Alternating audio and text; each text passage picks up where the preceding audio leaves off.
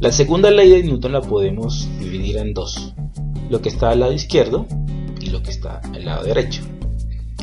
Lo que está al lado derecho, que dice las fuerzas, vamos a pensar en las interacciones.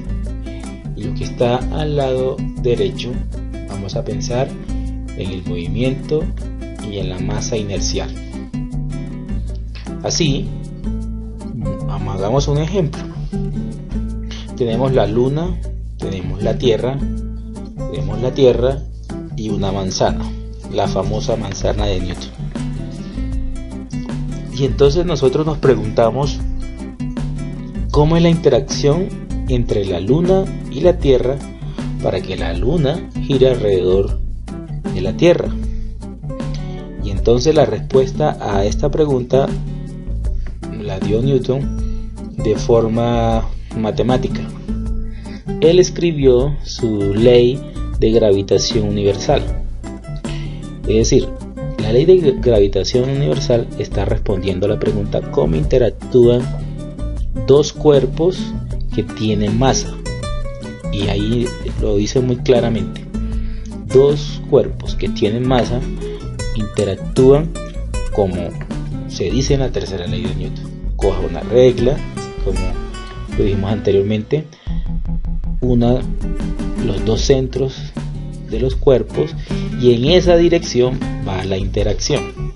¿Cómo se llama esta interacción en este momento? Se llama interacción de cuerpos masivos o interacción gravitacional.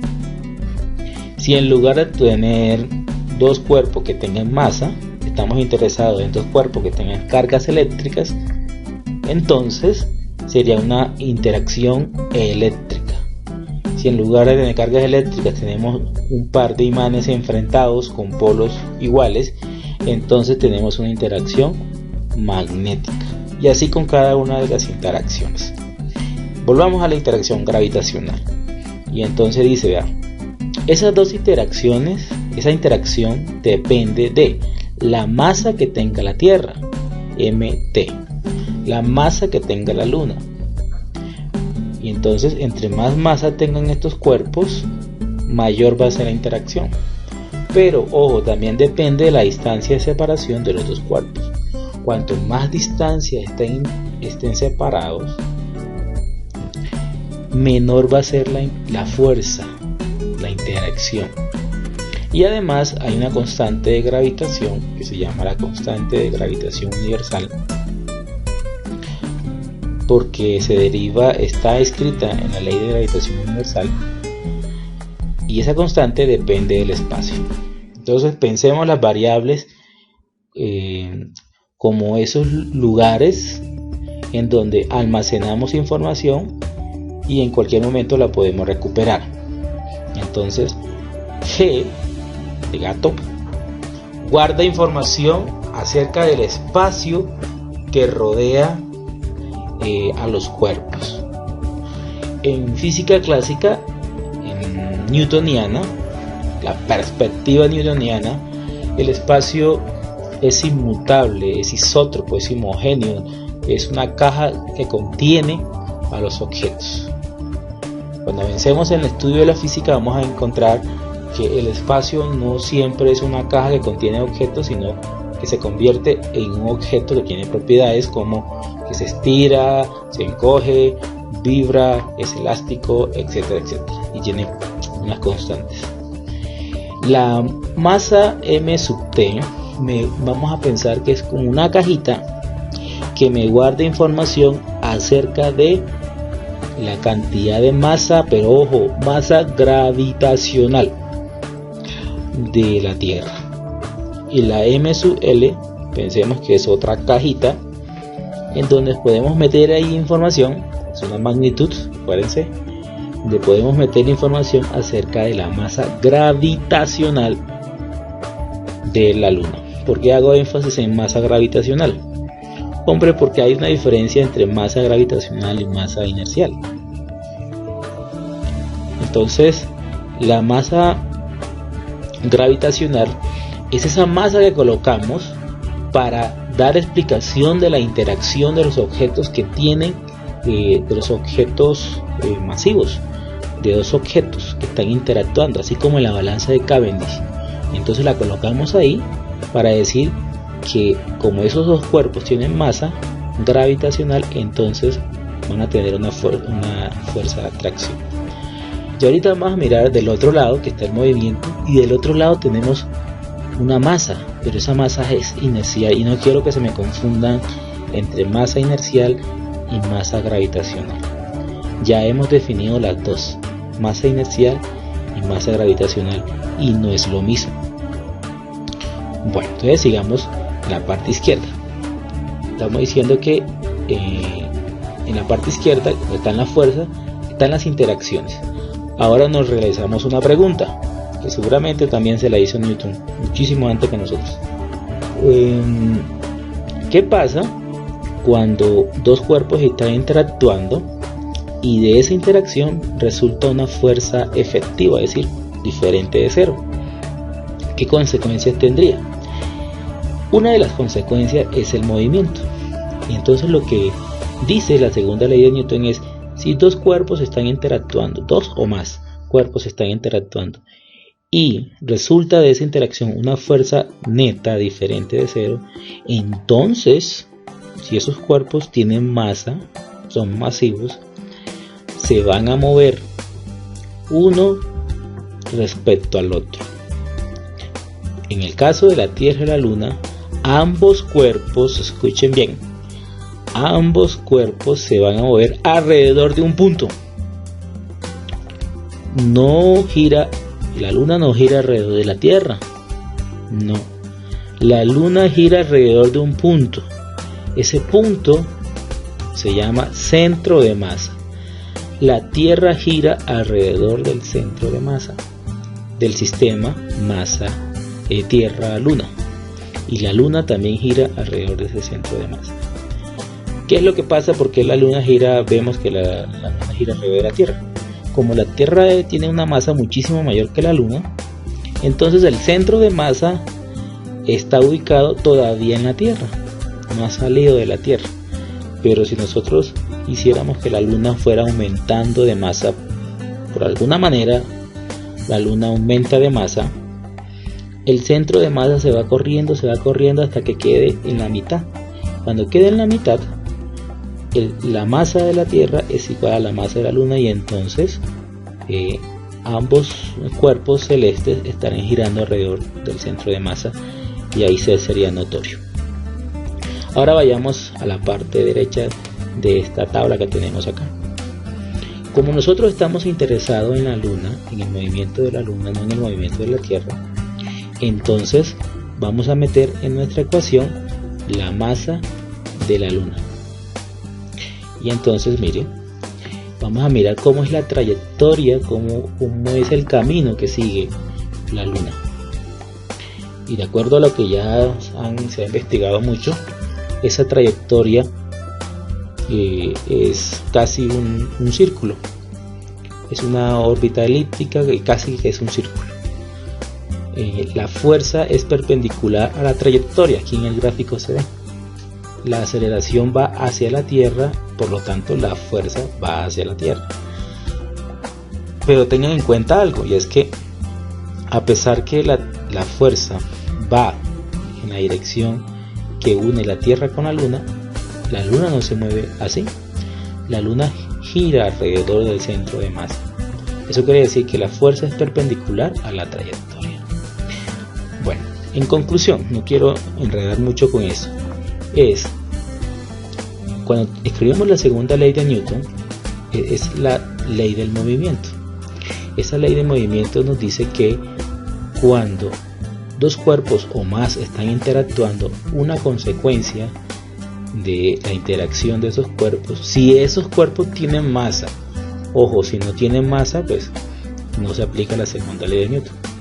Ejemplo, un cuerpo que no tenga masa, un fotón, la luz, es un objeto físico pero no tiene masa en reposo, entonces no se le puede aplicar la segunda ley de Newton. Entonces si esos dos cuerpos tienen masa, una consecuencia es el movimiento. Y esta ecuación me modela el movimiento.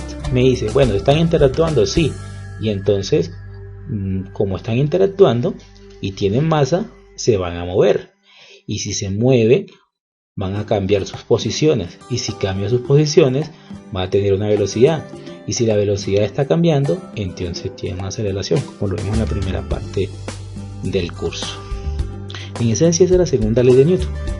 De aquí en adelante vamos a hacer una serie de presentaciones en donde se ilustrarán aplicaciones concretas de la segunda ley de Newton. Como siempre, damos los créditos a quien se lo merece en la Universidad de Colorado, quien ha puesto sus applets de forma gratuita en su página de internet.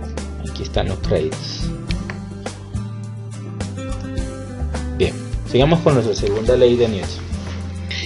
Dice que al interactuar los objetos, y esos objetos podemos medir esas fuerzas, y si el producto de esa interacción hay unas fuerzas efectivas, es decir, al sumar las fuerzas es diferente de cero, entonces se va a producir un movimiento. Pero además esos movimientos tienen una característica muy especial, y es que tiene que ser acelerado. Veamos cómo podemos utilizar esa idea en nuestra animación. Acá tenemos un applet de la Universidad de Colorado y miren que están actuando dos fuerzas, pero a pesar que están actuando dos fuerzas, la caja no se está moviendo. Seguramente ustedes estarán preguntando, pero ¿cómo así? Si me dijo que cada vez que hay unas fuerzas necesariamente se tiene que mover. Hay un pequeño detalle, y es que tienen que ser fuerzas netas, efectivas. La fuerza que va hacia arriba, la línea amarilla, representa la fuerza que hace la rampa para mantener la caja, y la flecha que va hacia abajo, la azul, es la fuerza de interacción entre la Tierra, planeta Tierra, y la caja. A esa fuerza generalmente se le llama peso, pero que al sumar las dos fuerzas da una fuerza neta cero.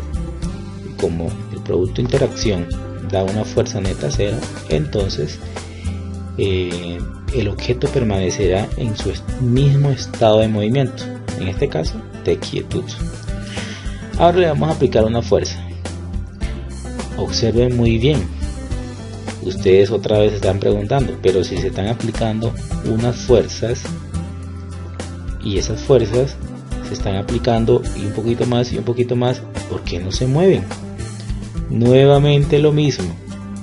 La fuerza que aplica nuestro personaje, que vamos a llamar Julio, entonces la fuerza que aplica Julio hacia la izquierda, que se llama la fuerza A, tiene la misma cantidad hacia la derecha. ¿Cuándo se va a comenzar a mover la caja? Pues cuando se desequilibren esas fuerzas. Entonces miremos, aumentemos un poquito más, un poquito más, un poquito más, un poquito más. Mire ahí. Ahí ya se movió. Otra vez. Aumenta, mire, equilibradas, equilibradas, equilibradas, equilibradas, equilibradas, equilibradas. Cuando se desequilibran, es decir, la una es mayor que la otra, se mueve.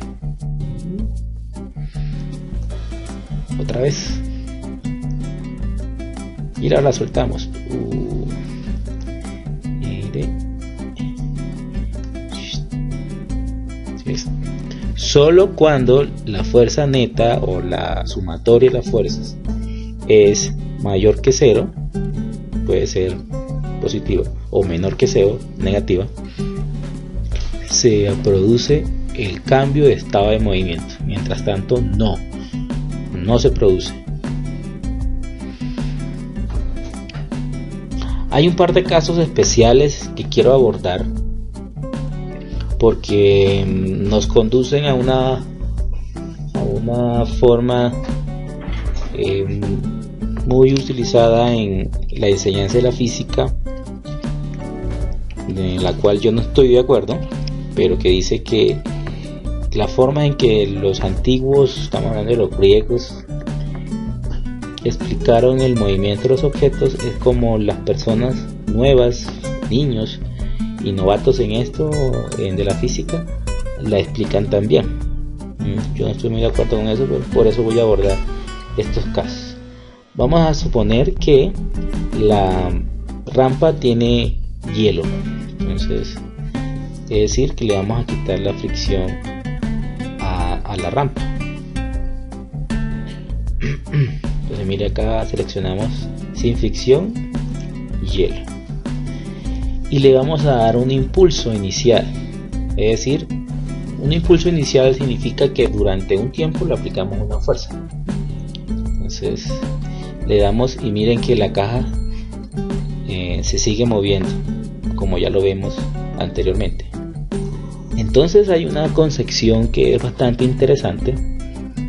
Algunos creen, cuando están comenzando en el asunto de la física, que el movimiento solo se produce mientras está el impulso. No pueden concebir que el movimiento se produce aún sin que esté presente el impulso, que el impulso es solo para cambiar el estado de movimiento inicial, y que después, si no hay una interacción efectiva, no cambia su estado de movimiento, que sigue moviéndose, que no necesita más impulso para moverse. Esa es una forma muy aristotélica de ver las interacciones entre los objetos, y es donde se piensa que para que haya movimiento, la causa del movimiento debe persistir en el objeto mientras se esté moviendo. Lo que dice Newton con sus teorías, y posterior a todo eso nosotros, los que hemos estudiado física después, es todo lo contrario, que para que pueda producirse un movimiento se necesita un impulso inicial, pero que después, si no hay más interacciones, el impulso no se necesita para el movimiento, sino que el cuerpo sigue con movimiento rectilíneo uniforme, en tanto no interactúe con otro, mientras no se encuentre con otra cosa. Por ejemplo, acá le damos un impulsito, mire, se va y va con velocidad constante. Cuando cambia su velocidad, cuando interactúa con la pared.